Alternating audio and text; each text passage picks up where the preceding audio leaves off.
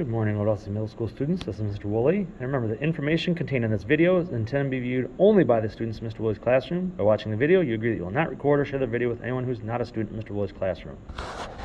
All right, so what we have today is kind of a mid-module type of review over some skills that we've learned over the past few months of the school year, I guess we could say. And it does involve some of our module two skills, especially integers. So here we go. We start off with question 1. It says, David used the number line to add. He started counting at 6, then counted on until he's on -2 in the number line. What number did he add to his 6? So he started counting it as 6, and then he went all the way to a -2.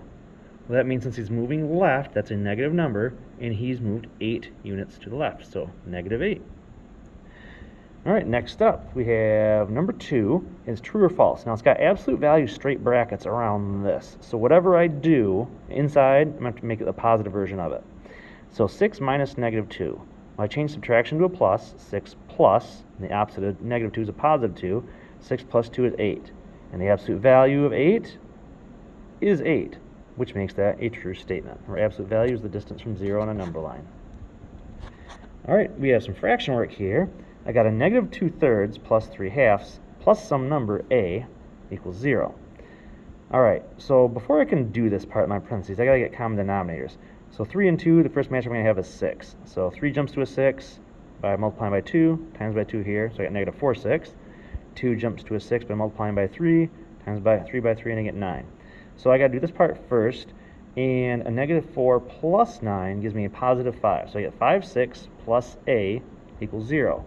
Well, anything plus its opposite is going to equal 0. So 5/6 plus the opposite of 5/6, which is -5/6, is going to equal my 0.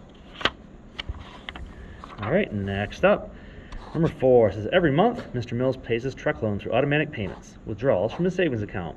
He pays the same amount on his truck loan each month. At the end of the year, his savings account balance changed by -$573 from payments made on his truck loan. So what's the change in Mr. Mills' savings account balance each month due to his truck payment? Well, I just take however much he's paying, because remember it's negative, it's taking money out of his account, and I split up into 12-month payments, so -42.75. All right, question 5. It says, Barb is playing the integer game. The cards in Barb's hand are 2, -7, a 9, and -8. What's the total score of her hand? Well, when you have a group of numbers that are positive and negative, I always add my positives and then add my negatives. So 9 and 2 together make 11, and then that -7 and -8 make a -15. So now I have one of each, one positive plus one negative. The negatives win out, so I know it's a negative answer. Take your biggest number minus the smallest. 15 minus 11 is 4, so -4. All right, 6. Cindy's playing the integer game. Her cards are 5, -9, and what? Complete Cindy's hand to make her score equal 0. Well, 5 and -9 add up to a -4. So -4 plus what equals 0? Well, -4 plus its opposite, which is a +4, are going to equal 0. Next up, question 7. Ben bought a 12-foot board to cut shelves for his study room. He plans to cut the board into 8 equal-sized lengths for his shelves. The saw blade that Ben will use to cut the board into shelves will change the length of the board by -0.125 inches for each cut. How will this affect the total length of the board? Hint, draw a picture to help. When you cut wood with a saw, the saw blade itself is cutting through the wood, and it has a thickness to it, so it's turning some of that wood into sawdust. So you're actually losing a little bit of that wood as you're cutting. Now, how much are you going to end up losing? Well, if you have your long board there, all right, and you're going to cut it into 8 pieces. So I didn't really care about the fact that it was 12 foot right at the moment. All I need to know is I got to cut it in 8 pieces. So 1, 2, 3, 4, 5, 6, 7, 8, as you can see in my picture.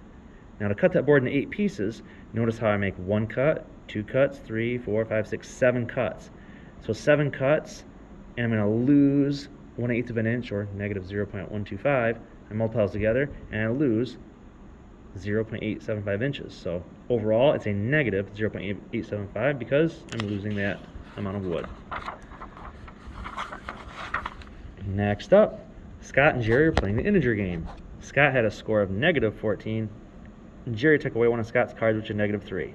Scott recalculated his score to be a -17, but Jerry disagreed. He said that Scott's new score should be -11 instead. This is their conversation. Jerry says, No, Scott, removing a negative card means the same thing as adding a positive. So, negative 14 minus negative 3 is negative 11. And Scott says, it's not. Removing a negative card is the same as subtracting a positive card. So negative 14 minus negative 3 is negative 17. Now, as you see as we rewrite each of these as we solve through them, if I take both of these, the same problem, turn my minus into a plus and add the opposite, it becomes a negative 14 plus 3. And negative 14 plus 3 is 11, so it matches up, or negative 11, so it matches up here. And if I add it correctly here, I get negative 11, which is not like the negative 17 that Scott says. So Jerry was correct. All right, question 9. The table below shows the temperature changes Monday morning in Green Bay, Wisconsin over a 3-hour period after a cold front came through. So from 6 to 7, it dropped 4 degrees. From 7 to 8, it dropped 2 degrees. From 8 to 9, it went back up 8 degrees. It says if the beginning temperature was negative 5 at 6 a.m., what's the temperature at 9 a.m.? So you start out at negative 5, you drop 4 degrees, now you're at negative 9. Now you're at negative 9, and you lose 2 more degrees, now you're at negative 11. You're at negative 11, then it gets 8 degrees warmer, now you're at negative 3 at 9 a.m. All right, our last problem says the same cold front hit Buffalo, New York the next morning. The temperature dropped 3 degrees each hour from 4 a.m. to 8 a.m. What was the beginning temperature at 4 a.m. if the temperature at 8 a.m. was negative 16? All right, so at 4 to 5, 5 to 6, 6 to 7, 7 to 8, we have an hour time span. And we know it was going to be dropping 4 degrees each hour, or sorry, 3 degrees each hour. So if I'm at negative 16 at 8 a.m., if I add 3, I'm up to a negative 13. And I add 3, I'm up to a, now I'm up to the negative 10. If I add 3, now I'm up to a negative 7. If I add 3 more to get up to that 4 o'clock time frame, it's going to be from a negative 7 up to a negative 4. So I kind of work up backwards from there. So negative 4 degrees total. All right, thank you for watching, and tomorrow we'll get a chance to practice some more of these problems.